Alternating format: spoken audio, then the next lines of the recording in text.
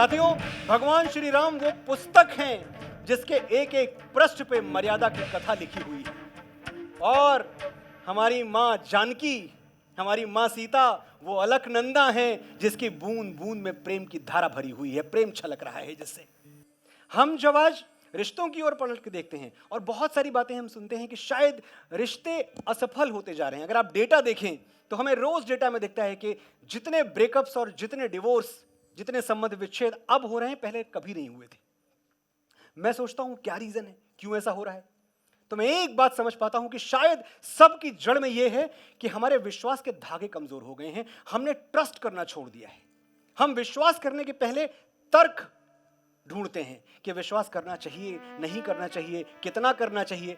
विश्वास तो बस किया जाता है, जैसे मां सीता ने भगवान राम पे विश्वास किया था। आप याद करें अशोक वाटिका।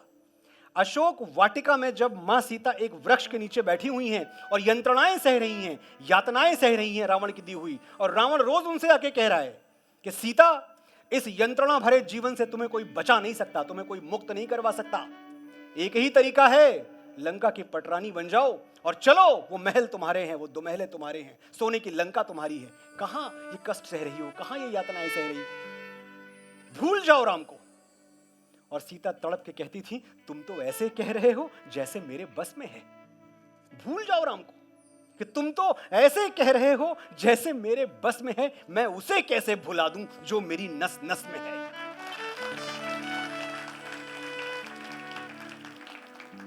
रावण कहता, अगर तुम्हें लगता है सीता कि ये लंका नहीं तुम्हारी मिथिला है, जहां तुम्हारे राम डोली, कहार और पालकी लेके तुम्हें लेने आएंगे, तो भूल जाओ। और ये मत भूलो कि तुम्हारे और तुम्हारे राम के बीच में एक अथाह समुद्र है जिसे आज तक कोई पार नहीं कर सका, और मेरा पर्वत जैसा बल भी है जिससे टकराना देवताओं के लिए संभव है। तुम्हारा वो तपस्वी क्या लड़ेगा मुझसे।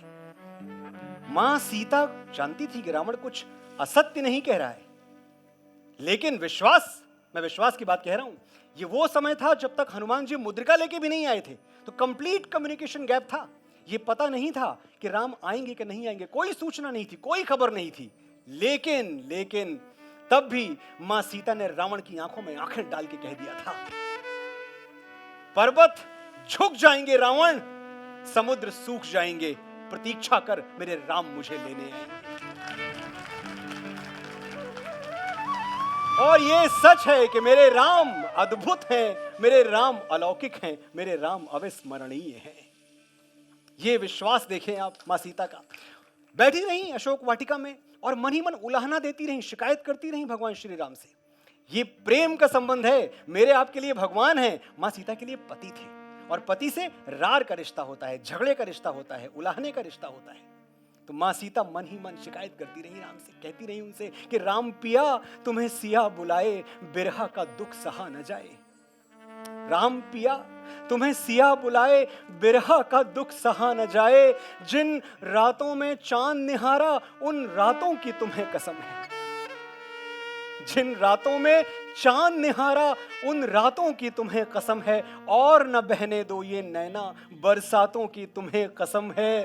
पूछ रही हैं बिरहन आंखें, कब तोड़ोगे मेरी सलाखें। जिनसे धनुष तोड़ा था तुमने, उन हाथों की तुम्हें कसम है। आई गई कितनी ही शामें सांवरिया, बस तुम ही ना आए। राम पिया तुम्हें सिया बुलाए, बिरहा का दुख सहा न जाए। और कितनी नजदीकियां थी दोनों के बीच में कि आंखें मूंदी दरस तुम्हारा, आंखें खोली तुम ही प्रकट थे, कुछ और देखा ही नहीं।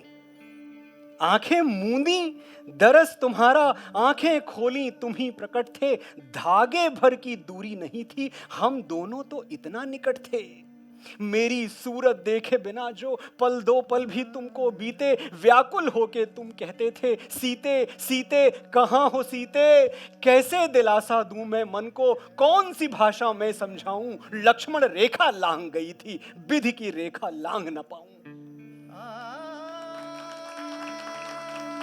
मेरे तुम्हारे बीच में रघुबर, इतने पर्वत कहां से आए। राम पिया तुम्हें सिया बुलाए, बिरहा का दुख सहा न जाए। ये मां सीता थी जिनके लिए प्रेम की परिभाषा, प्रेम का अर्थ राम थे। और मैं अगर आपसे पूछूं कि राम के लिए प्रेम का अर्थ क्या था, एक प्रश्न है, सोच के देखिएगा।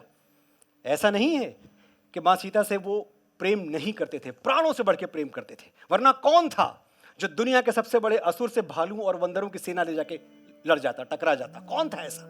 कुछ नहीं था, तपस्वी थे, न राज्य न सेना न बल, पर लड़ गए जाके। इतना प्रेम करते थे मां सीता से। लेकिन कुछ और भी था जिससे भगवान श्री राम को, मेरे और आपके प्रभु को, मां सीता से भी अधिक प्रेम था।